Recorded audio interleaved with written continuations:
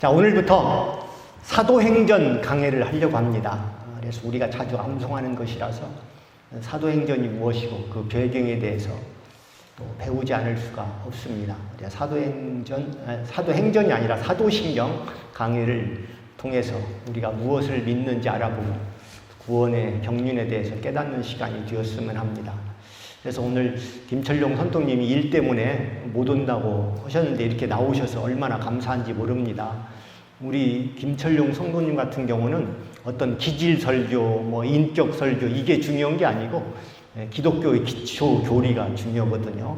그래서 이런 시간을 통해서 우리가 무엇을 믿어야 하고 또 어떤 것을 추구해야 하는지 잘 깨닫는 시간이 되었으면 합니다. 자, 많은 교회들이 예배 시간에 사도신경을 암송을 합니다. 우리도 잠시 전에 암송을 했지 않습니까? 그래서 사도신경은 십계명이나 주기도문처럼 성경에 나오지 않는 거예요. 그럼에도 불구하고 주기도문이나 십계명보다도 훨씬 더 많이 암송을 합니다. 왜 예배 시간마다 암송하는 것일까? 일주일에 한 2번 정도 암송을 한다고 하면 1년에 100번 이상 암송을 하게 됩니다. 그래서 예배 시간마다 설교의 내용도 바뀌고 찬송가도 바꾸지만 사도신경은 매번 똑같은 내용을 반복해서 암송을 합니다. 도대체 사도신경이 뭐길래? 자, 사도신경이라는 단어 자체의 뜻을 먼저 살펴보도록 하겠습니다. 사도라는 것은 예수님이 이 땅에 계실 때 예수님의 택함을 받고 예수님의 제자가 된 사람들입니다. 우리도 물론 예수님의 제자죠. 근데 우리는 사도가 될 수는 없어요. 예수님이 이 땅에 계실 때, 그러니까 그 당시에 그쪽 동네에 살아야만이 사도가 될까 말까 하는 거죠. 그래서 신경이라는 말은 믿음의 고백문 이렇게 번역할 수가 있습니다. 따라서 사도신경은 구원받은 성도들의 모임인 교회가 무엇을 믿는지에 대해서 정리해 놓은 신앙 고백을 말한다. 이것입니다. 좀 더 해석을 해보면 성경에는 우리 예수 믿는 사람들이 무엇을 믿어야 할지 믿음의 내용들이 나타나 있습니다. 그런데 그 내용이 너무 방대하잖아요. 구약이 39권, 신약이 27권인데 장수를 모두 합치면 1189장이 된다고 합니다. 절수로는 3만 절이 넘습니다. 이 많은 내용을 다 기억할 수가 없잖아요. 그래서 성경 말씀 가운데 교회가 믿어야 하는 핵심 내용을 간략하게 정리한 것이 바로 사도신경인 것입니다. 요약하면 사도신경은 사도들의 신앙 고백이다. 이 사도들은 이러한 신앙 고백을 자신들의 제자들에게 가르쳤고 또 그 제자들은 그 제자에게 가르쳐서 우리까지 온 것이에요. 그래서 교회 역사를 통해서 자연스럽게 교회의 모든 성도들의 신앙 고백으로 굳어진 것이다. 그래서 이 내용을 잘 살피면 우리가 무엇을 믿어야 하는가 다 나오고 있는 것입니다. 자, 그렇다면 우리가 마음으로 믿고 입으로 고백해야 할 첫 번째 믿음은 무엇입니까? 사도신경 첫 번째 구절, 전능하사 천지를 만드신 하나님을 내가 믿사오며 이렇게 나오죠. 그래서 하나님은 전능하시고 그 능력으로 천지 만물을 만드셨다는 것을 우리가 믿어야 하는 것입니다. 여러분, 성경 맨 앞에 창세기 1장 1절에도 태초에 하나님이 천지를 창조하시니라 이렇게 나와 있죠. 이것은 선언입니다. 선포예요. 논리 증명이 아닌 거예요. 사람들은 이렇게 따질 수도 있어요. 아니, 왜 논리적으로 말하지 않느냐? 아니, 일방적으로 선포해도 되느냐? 당신이 누구길래? 여러분, 아니, 전지전능하신 하나님께서 그 능력으로 이 천지를 만들었다면 내가 만들었다 하고 선포를 하는 거지. 우리 동의를 구해야 합니까? 우리하고 상의를 해야 하나요? 아니죠. 자, 엄마가 아기를 낳고 어느 정도 지나면 아기에게 말을 겁니다. 아가, 나 엄마야. 엄마라고 해봐. 엄마. 이렇게 가르치는 거죠. 엄마라고 해봐. 그런데 이런 엄마 있을까요? 아가, 너는 엄마라고 부를 수 있는 권리가 있고 그것이 싫다면 묵비권을 행사해도 되고 변호사를 부를 수 있는 권리가 있단다. 이렇게 말하는 엄마 있습니까? 반대로 이번에는 아가 쪽에서 또 의의를 제기합니다. 아줌마, 내가 왜 아줌마를 엄마라고 해야 돼? 아니, 뭔 소리야? 내가 너를 낳았는데 엄청 힘들었다고? 돈도 많이 들고 네 아빠 때문에 속도 많이 썼고 그러니 엄마라고 해봐. 그럼 아줌마 증거를 대세요. 웬 증거? 가족관계 증명서 떼오시고 증인도 불러오시고 산부인과 원장님 대동하시고 그리고 가장 중요한 게 DNA 검사 결과입니다. 그 후에 그날부터 내가 엄마라고 불러주겠습니다. 이런 아가 있나요? 웃기는 얘기죠. 그런데 그게 웃기는 얘기가 아니고 실제로 인간들이 요따위 짓을 하고 있습니다. 하나님 있으면 증거를 대봐. 하나님 없잖아. 되지도 않고. 또 하나님 있으면 세상이 요지경이 될 수가 있어. 그리고 또 아름답게 창조했다면서 왜 이렇게 못 고치는 병은 많고 사건 사고는 왜 이렇게 많아? 하나님 없어. 자, 그렇게 말해놓고 그래도 하나님이 창조했던 저절로 되었던 뭔가 근원이 있어야 하잖아요. 우리가 어느 날 하늘에서 떨어진 게 아니잖아요. 조상이 있어야 하잖아요. 그러다가 이제 동물원에 딱 올라가서 원숭이를 딱 보니까 어딘지 우리가 닮았거든. 그리고 옛날에 동굴에서 불 떼고 이렇게 지낸 것 같은 그런 친근감도 드니까 맞아. 쟤네들이 우리 조상이야. 아니 어떻게 원숭이가 우리 조상이 됩니까? 우리들은 그렇게 항의를 하죠. 하나님을 믿는 사람들은. 그 사람들은 이렇게 얘기합니다. 닮았잖아. 그리고 과학자들이 연구해 보니까 침팬지와 인간은 DNA가 96%가 일치한다잖아. 그러면 됐지. 우리들의 조상이지. 여러분, DNA 96%가 아니라 100%가 일치해도 우리 조상이 될 수 없어요. 왜냐하면 우리에게는 하나님을 닮은 영혼이 있는데 동물들은 영혼이 없어요. 그리고 말이 나왔으니까 말이지, 쥐는 모든 쥐가 그런지 어떤 특별한 쥐가 그런지는 몰라도 유전자가 99% 일치한답니다. 침팬지보다 더 많이 일치하는 거예요. 앞으로 방 안에 쥐가 돌아다니거든 조상님 돌아다닌다고 생각하고 잘 모시기 바랍니다.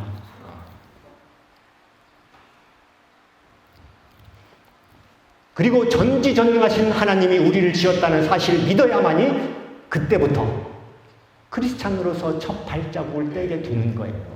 그래서 사도신경 첫째 9절에 전능하사 천지를 만드신 하나님을 내가 믿사오며 이렇게 나오는 거죠. 그런데 어떻게 되었습니까? 세상 사람들이 하나님을 불신하고 현대에 와서는 하나님을 믿는 것이 더 어색한 시대가 되었습니다. 학교에서도 하나님 하자 꺼내지도 않습니다. 자, 그런데 하나님이 천지를 창조하셨고 우리를 지었다는 사실을 믿지 않는다면 창세기 1장 1절 하나님이 천지를 창조하시니 이것을 믿지 않는다면 어떤 일이 벌어질까요? 인간의 존재는 하나님의 형상을 닮은 위대한 창조물이 아니고 그때부터는 어떻게 됩니까? 우연히 만들어진 고깃덩어리, 단백질 덩어리에 불과하다는 것입니다. 그럴 수밖에 없잖아요. 그러면 그 단백질 덩어리에게 하나님을 닮은 성품, 인간의 존엄성, 생명의 가치는 없습니다. 아무리 떠들어도 그 말장난에 불과한 거예요. 있다면 이 정도는 있겠죠. 인간끼리 자신의 이익을 위해서 협상하고 좋은 게 좋은 거니까 우리 너무 싸우지 말고 손해보지 말고 잘 지내자. 최소한의 윤리는 지키자. 그것이 우리 인간들의 행복이야. 살면서 이 정도는 즐기고 가야 할 거 아니에요. 이 정도 가치밖에 없습니다. 그러다가 두 사람 간에 아니면 두 국가 간에 이익의 충돌이 생기고 힘의 균형이 무너지면 당장 쳐들어가서 전쟁을 일으켜서 수많은 생명들을 살상하는 것입니다. 그게 바로 지금 일어나고 있는 우크라이나 전쟁이에요. 어디 우크라이나 전쟁뿐입니까?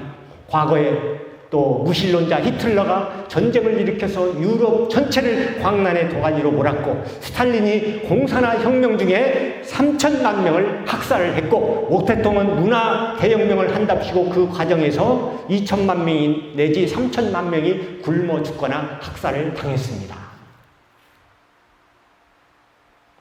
우리도 당했잖아요. 김일성이가 독실한 기독교 가정에서 태어났다고 그래요. 근데 믿음은 없었잖아요.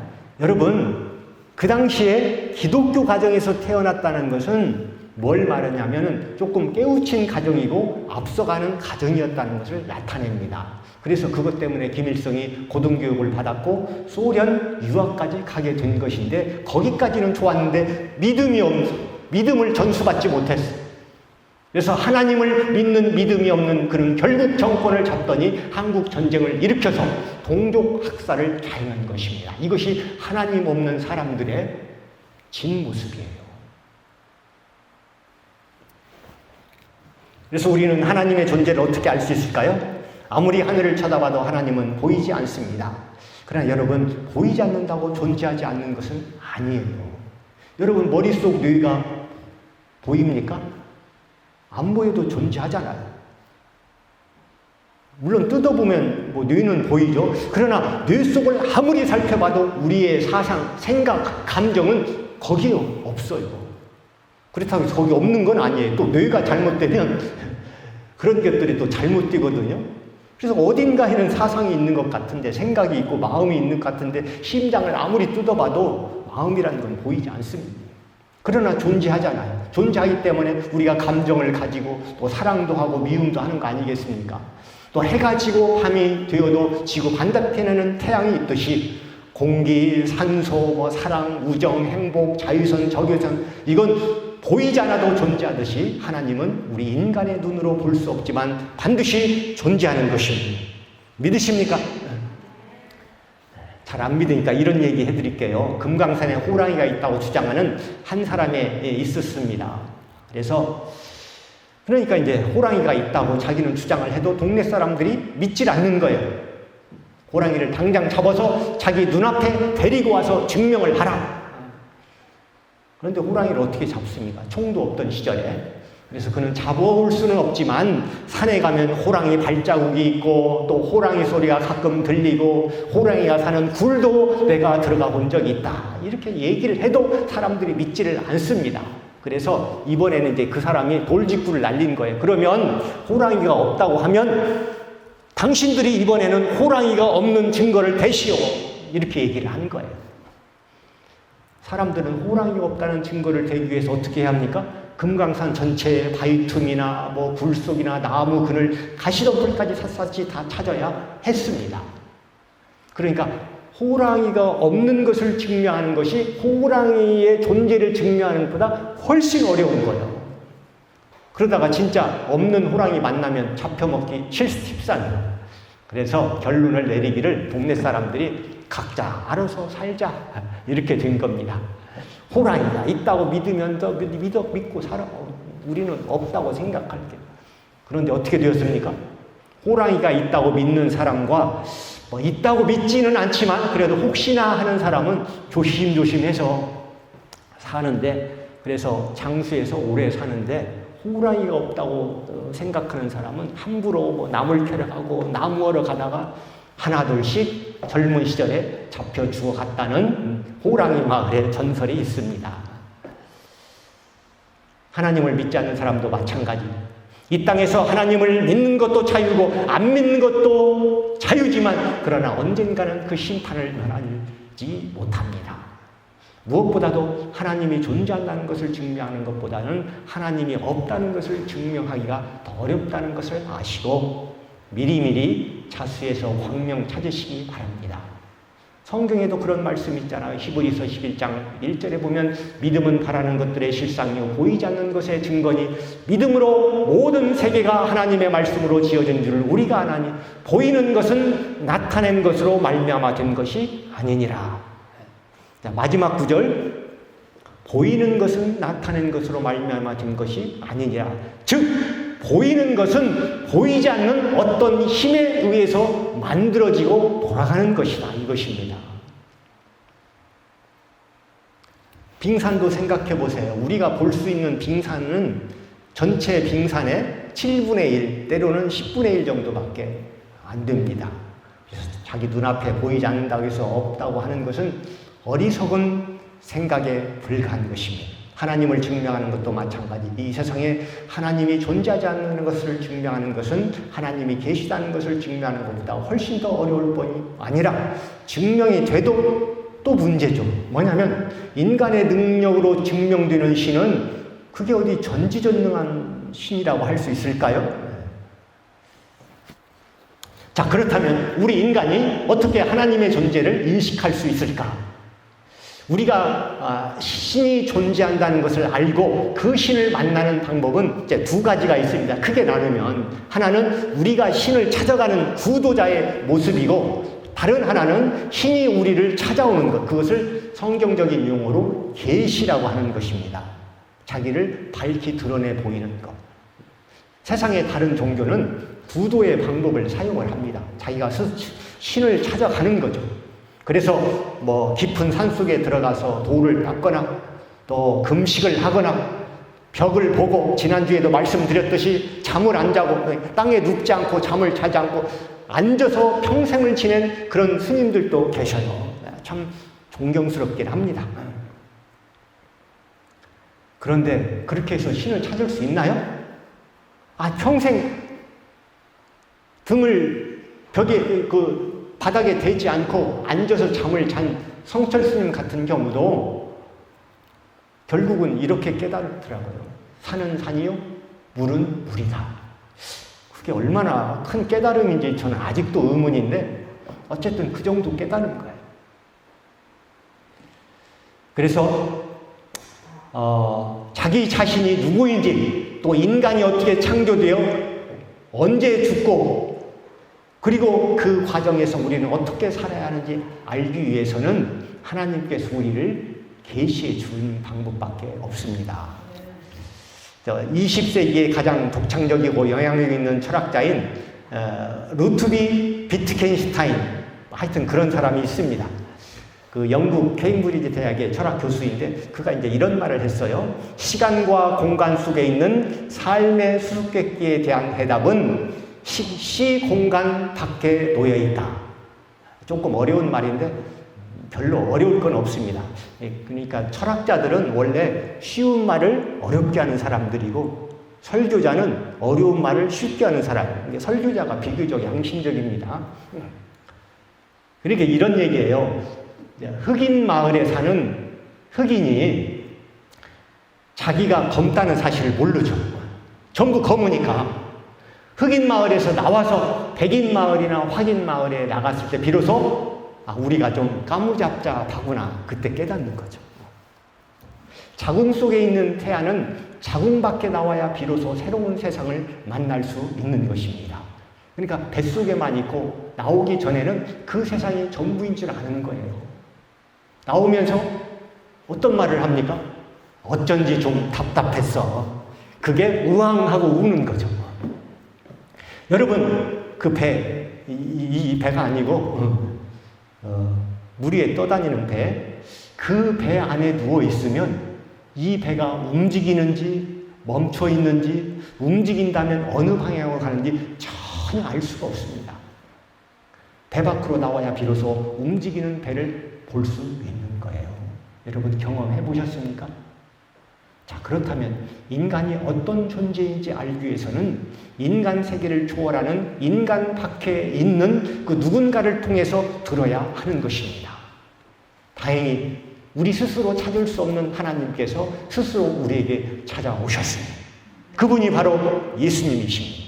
그리고 그 모든 것이 성경에 기록되어 있습니다. 그래서 성경은 하늘에서 내려온 책이라고 하는 거예요. 어느 날 하늘에서 뚝 떨어진 책이 아니고 하나님의 영감을 받은 사람들이 기록한 책이기 때문에 하늘의 책입니다. 그 책을 죄송합니다. 그 책을 볼 때만이 우리가 비로소 우리 존재가 무엇인지를 깨달을 수 있는 것입니다. 하나님께서 인간의 몸을 입고 이렇게 우리에게 다가오셨는데, 그럼에도 불구하고 현대인들은 하나님을 여전히 부정하고 있습니다. 가까이 온 정도가 아니라 하나님을 믿는 사람에게는 성령님을 통해서 우리 안에 존재하고 계시는 거예요. 이것보다 얼마나 더 가깝게 오십니까? 그럼에도 불구하고 우리도 역시 깨달지 못하고 있습니다. 얼마나 답답하겠습니까? 아니, 멀면 멀어서 못 알아보고 가까이 왔는데도 너무 가까워서 못 알아본다면 내가 니들한테 어떻게 해야 하냐? 이게 하나님의 절규인 것입니다. 그러니까 하나님의 말씀이 들릴 리가 없죠. 여러분, 목사님께서 하나님의 말씀에 근거해서 성도님 신명기 8장 12절에 보면 내가 오늘날 너에게 명하는 나의 명령을 청종하고 하나님을 사랑하여 마음을 다하고 성품을 다하면 하나님께서 너희 땅에 이른 비와 늦은 비를 적당히 내리시리니 너희가 곡식과 포도주와 기름을 얻을 것이요 라고 했은즉 신앙생활 잘하는 것이 복을 받는 길입니다 하면 봐봐, 아멘 아무도 안 쳐요. 시큰둥합니다. 야, 목사님이니까 의뢰하는 얘기지 뭐. 그런데 점쟁이가 묘자리가 나빠서 힘들 것 같아 한마디만 하면 당장 돈 들여서 묘자리를 옮기는 거예요. 묘자리가 뭔 죄가 있다고. 목사님이 기도 열심히 하고 술 담배 끊고 운동도 하시고 기도도 하시고 그러면 하나님께서 건강 주시고 하는 일이 다 잘 될 겁니다 하면 귓등으로 듣다가 의사가 검진표 들고 와서 당뇨 수치가 올라가고 콜레스테롤 높아졌으니 이 약 드시고 또 현미밥에 야채 위주로 드시기 바랍니다 하면 어떻게 해요? 아멘. 야채는 나의 목자신 내 바구니가 넘치나이다. 당장 순종하는 거예요. 이런 상황이 되었으니 어떻게 되겠습니까? 하나님의 말씀 그렇잖아도 잘 듣지도 않는데 일주일에 한 번 듣고 학교 가면 진화론에 대해서 또 하나님을 부정하는 여러 가지 사상에 대해서 일주일 내내 청소년들이 배우고 나니까 하나님을 잊고 살게 되는 겁니다. 여러분은 그렇게 하지 마세요. 세상에서 어떤 교리, 어떤 철학을 가르치든지 하나님은 분명히 살아계시고 이 세상을 주관하시고 나의 삶 속에 함께 하신다는 그 믿음을 가지고 살기를 주의 이름으로 축원합니다. 여기 17절을 보면 오늘 본문 에베소 1장 17절 우리 주 예수 그리스도의 하나님 영광의 아버지께서 지혜와 계시의 영을 너희에게 주사 하나님을 알게 하시고 우리에게 지혜와 계시를 주시고 하나님을 알게 하신다고 하십니다. 18절 19절 보세요. 너희 마음의 눈을 밝히사 그의 부르심의 소망이 무엇이며 성도 안에서 그 기업의 영광의 풍성함이 무엇이며 그의 힘의 위력으로 역사심을 따라 믿는 우리에게 베푸신 능력의 지극히 크심이 어떠한 것을 너희로 알게 하시기를 구하노라. 좋은 말 같은데 뭔 말인지 잘 모르겠습니다. 그런 표정들이신데 네, 그렇습니다. 간략하게 얘기하면 지혜와 능력의 풍성함으로 우리로 이 땅에 살게 하신다는 겁니다. 하나님은 전지전하신 분입니다. 그래서 하나님께서는 내가 믿고 하고자 할 때 우리가 상상할 수 없는 방법으로 우리를 도우시는 분입니다. 믿으십니까?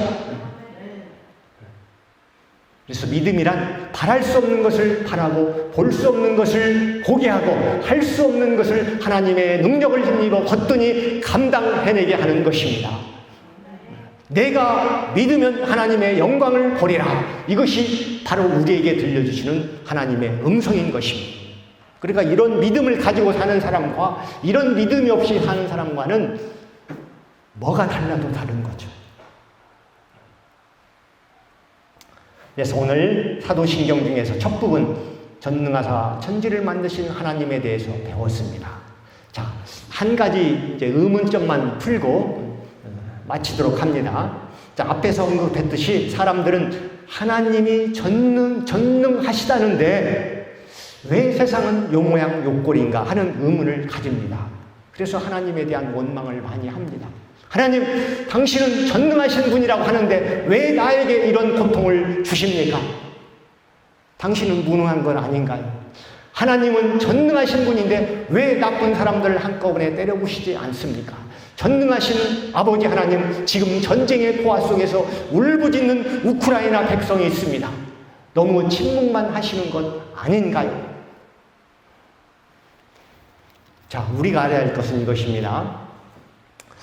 우리가 하나님의 전지전능하심을 다 이해할 수는 없지만 우리가 분명히 짚고 넘어야 할 것, 그 하나님의 전지전능의 뜻을 마술적 힘, 분노와 의분의 힘, 강압적이고 파괴적인 힘으로 이해해서는 안 된다는 것입니다.